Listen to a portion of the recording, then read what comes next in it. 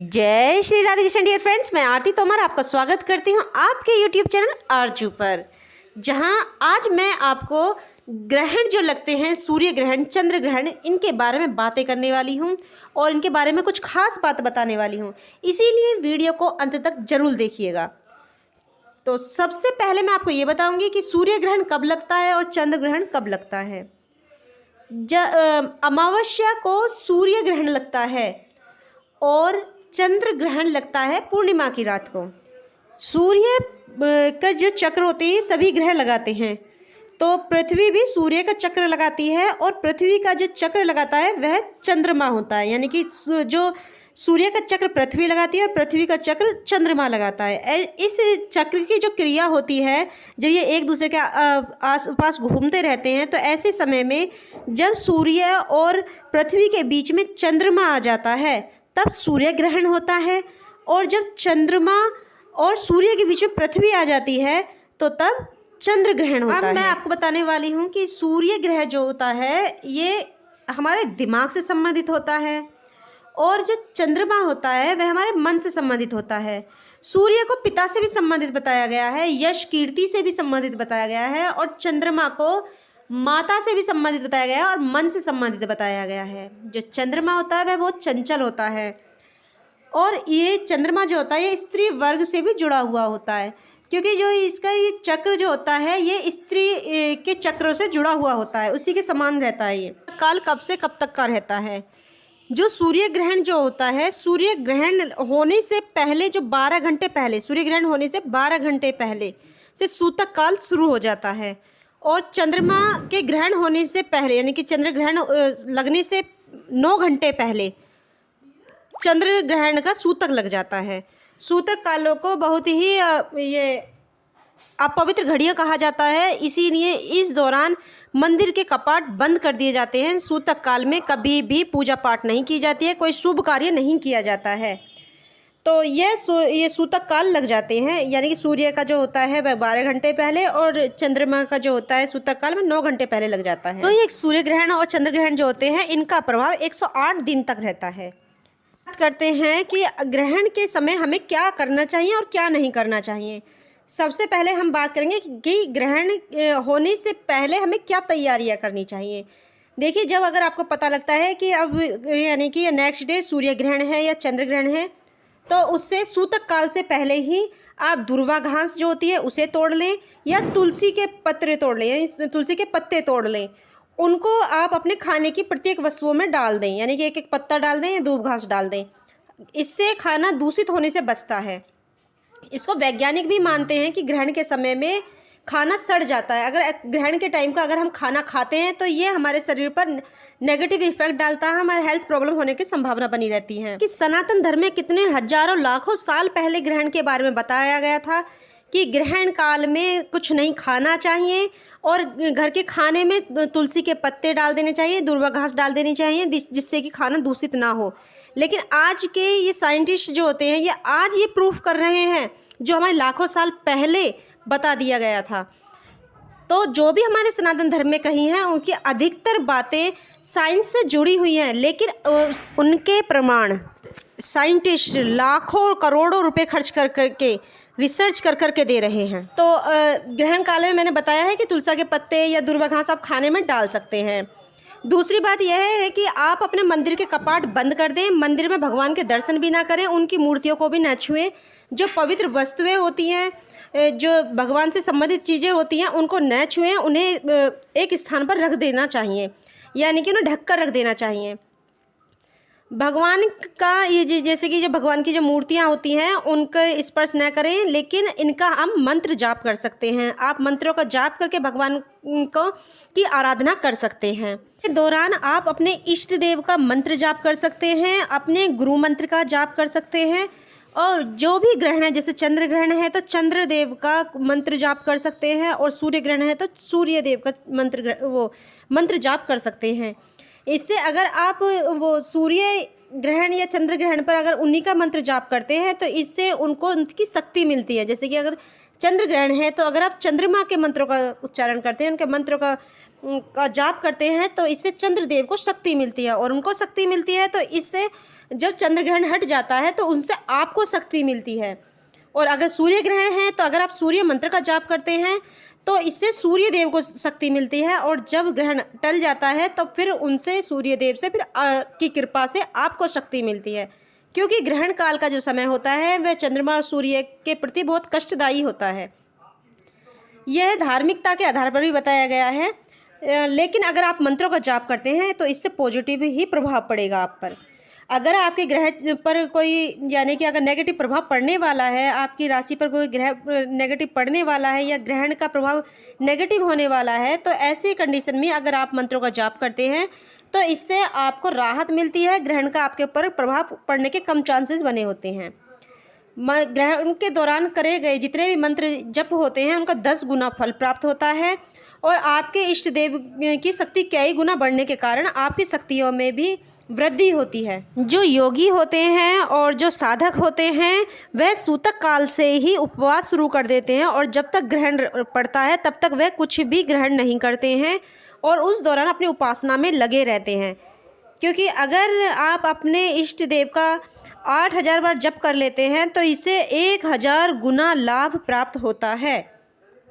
ग्रहण के दौरान किए गए जप तप दान इसका कई गुना लाभ आपको प्राप्त होगा। तो इस दौरान ज़्यादातर कहा जाता है कि दान करने के लिए कहा जाता है। अगर आपके हाथों में पसीना आता है ज़्यादा, अगर आप काम करते हैं आपके हाथों में पसीना आता है, तो ऐसी कंडीशन में आपको ग्रहण काल में अपने दोनों हाथों में नमक रख लेना चाहिए, और उस नमक को थोड़ी देर अपने हाथों में रखने के बाद उसको फिर एक किसी पात्र में बर्तन में रख देना चाहिए, वो भी दान के लिए। उस नमक को दान कर देना चाहिए। जो जमादार होते हैं उनको दे देना चाहिए। जमादार भी कह देते हैं इनको, जो आपके घर की नालियाँ वगैरह होती हैं या बाहर जो साफ़ सफाई कर्मचारी होते हैं जो आपके आस पड़ोस के वातावरण को साफ रखते हैं, उनको दे देना चाहिए। ग्रहण के दौरान आपको गायों के लिए, कुत्तों के लिए, पक्षियों के लिए, गरीबों के लिए कुछ दान अवश्य निकालना चाहिए, और इन सब के नाम का थोड़ा थोड़ा ही सही पर ज़रूर निकालना चाहिए, क्योंकि यह दान आपको कई गुना फल देगा। इसीलिए इस बात का खास ध्यान रखें। अब बात करते हैं कि ग्रहण के दौरान हमें क्या नहीं करना चाहिए, फिर हम उसके बाद में बताएंगे कि ग्रहण के बाद हमें क्या करना चाहिए, यानी कि जब ग्रहण हो जाए, सूतक समाप्त हो जाए तो क्या करना चाहिए। तो सबसे पहले हम बात करेंगे कि ग्रहण के दौरान क्या नहीं करना चाहिए। ग्रहण के दौरान कभी भी भोजन नहीं करना चाहिए, ना ही सोना चाहिए, ना ही लघु शंका हो, वॉशरूम वगैरह जाना हो वो नहीं जाना चाहिए। इस दौरान मल त्याग भी नहीं करना चाहिए, यानी कि जब ग्रहण शुरू हो जाए तो आप उससे पहले फ्री हो सकते हैं, लेकिन अगर आप ग्रहण के दौरान ऐसा करते हैं तो इसका नेगेटिव प्रभाव पड़ता है। ग्रहण के दौरान कभी भी कोई तिनका, लकड़ी या कोई पत्ता ये बिल्कुल नहीं तोड़ने चाहिए, कोई फूल नहीं तोड़ना चाहिए, और अपने नाखून नहीं काटने चाहिए, बाल नहीं कटवाने चाहिए, किसी के साथ चुगली, लड़ाई झगड़ा बिल्कुल नहीं करना चाहिए, काटना, छीलना ये नहीं करना चाहिए, गुस्सा नहीं करना चाहिए, और सबसे महत्वपूर्ण बात, कभी भी ग्रहण पड़ रहा हो तो कभी भी सूर्य या चंद्रमा जिसका भी ग्रहण है उसकी रोशनी में नहीं जाना चाहिए, क्योंकि यह बहुत ही ज़्यादा आपके लिए हानिकारक सिद्ध हो सकती है। ग्रहण के दौरान कभी भी पति पत्नी को एक दूसरे के साथ संबंध नहीं स्थापित करने चाहिए। दूसरी बात यह है कि ग्रहण के दौरान कभी भी मारपीट नहीं करनी चाहिए। सबसे महत्वपूर्ण बात तो गर्भवती महिलाओं के लिए है, वह तो जो भी मैंने ये चीज़ें बताई वह तो वो भूल कर भी ना करें। दूसरी बात, वह सुई, चाकू, तलवार, तेज़ धार वाली जो भी चीज़ें हैं, कैंची वगैरह, इनसे बच कर रहें, उनको हाथ भी ना लगाएं। अब हम उसका प्रमाण देंगे कि अगर ग्रहण के दौरान अगर आप ऐसे करते हैं तो क्या होता है। अगर आप ग्रहण के दौरान भोजन करते हैं तो स्कंद पुराण में कहा गया है कि अगर आप ग्रहण के दौरान किसी दूसरे का अन्न ग्रहण करते हैं तो इससे 12 वर्षों का आपका 1/3 पुण्य नष्ट हो जाता है।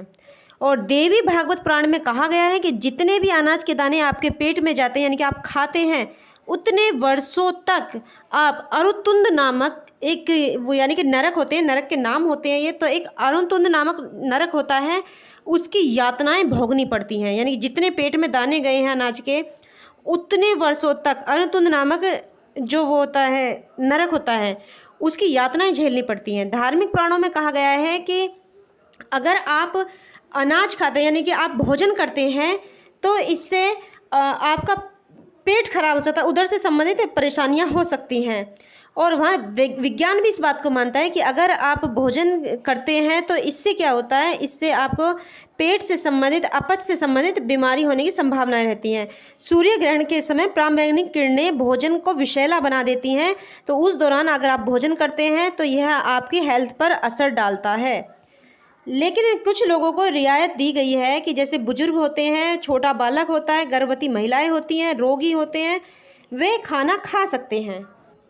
लेकिन अगर आप स्वस्थ हैं और भोजन नहीं कर सकते हैं तो आप भोजन नहीं करें तो ही अच्छा है, क्योंकि यह भी कहा गया है धार्मिक पुराणों में कि इससे अगर इंसान जिसने भोजन किया हो और अगर वो दोबारा जन्म लेता है तो उससे उसे रोग, उदर से संबंधित रोग होते हैं, गुल्म रोग होते हैं और दांतों से संबंधित बीमारियां होती हैं।